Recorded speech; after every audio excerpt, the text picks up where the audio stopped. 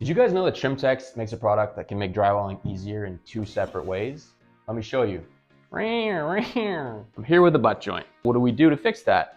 We use Buttboard from Trim-Tex. Yeah, and it should pull those 2 pieces of drywall into a bevel. Our butt joints are now beveled. Smooth as eggs. It's called Buttboard.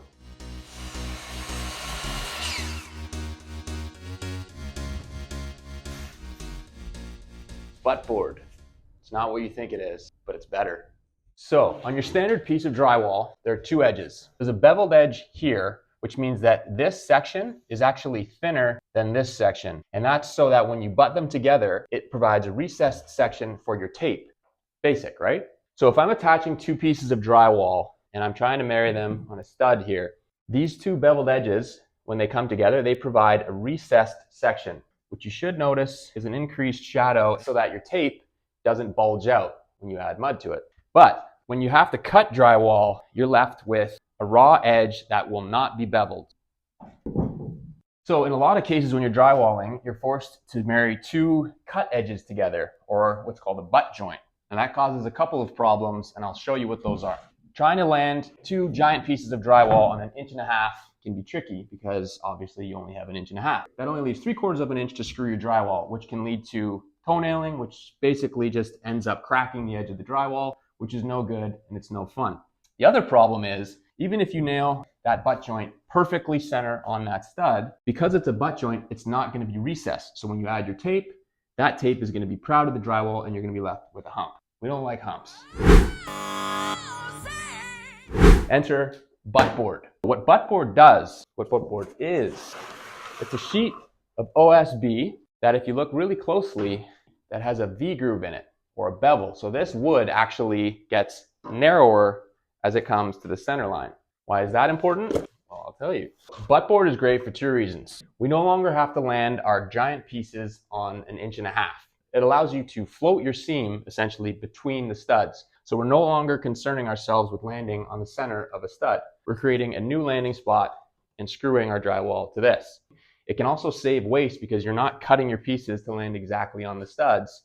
And because of the way it's made, this will actually bevel your butt joints. So this will draw the butt joints in together, creating a groove, which will help recess the tape.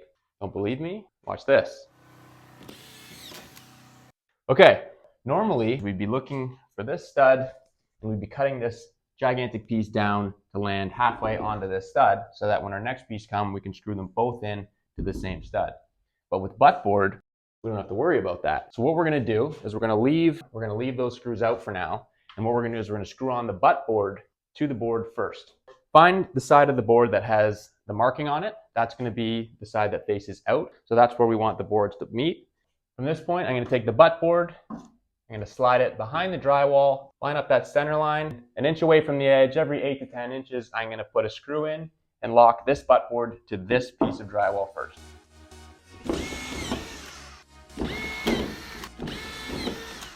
So now that the Buttboard is secured to this side of the drywall and it's not tacked into that stud there, when I attach this next piece on this side, the bevel in the Buttboard is actually going to pull that butt joint in so that I've got a slight recess for my tape.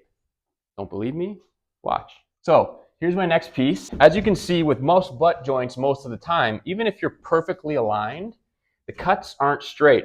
So if I'm trying to land these 2 pieces on an 1.5 inches and I got one gap down here that's 1/4 of an inch, up here it's touching, that's going to make it really tricky. So the Buttboard gives you more room for error by providing you a much larger landing zone. So now that this sheet is on the wall, all you're going to do is slide it up to that butt joint, leave a 1/16 for pre-filling. Then what we're going to do is we're going to tack that piece on the surrounding wall, leaving the last structural framing member unscrewed so that the Buttboard is able to pull both boards together and form a bevel. So now what I'm going to do is I'm going to tack it into the Buttboard in the same spot I screwed on the other side, and it should pull those 2 pieces of drywall into a bevel.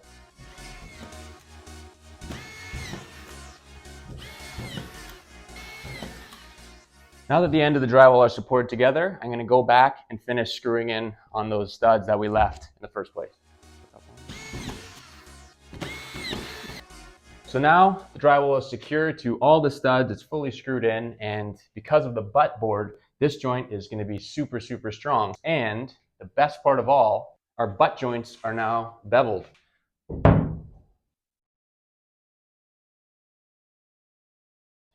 So now that joint is recessed the same way as if I use those factory beveled edges. The butt board has a couple of really, really, really good benefits. Yeah.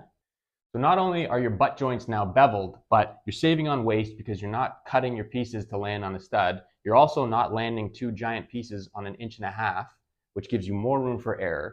Super secure. It bevels your butt joints. What more do you want? This makes drywalling a lot easier, and it's actually faster and there's less waste. How much more can you ask for?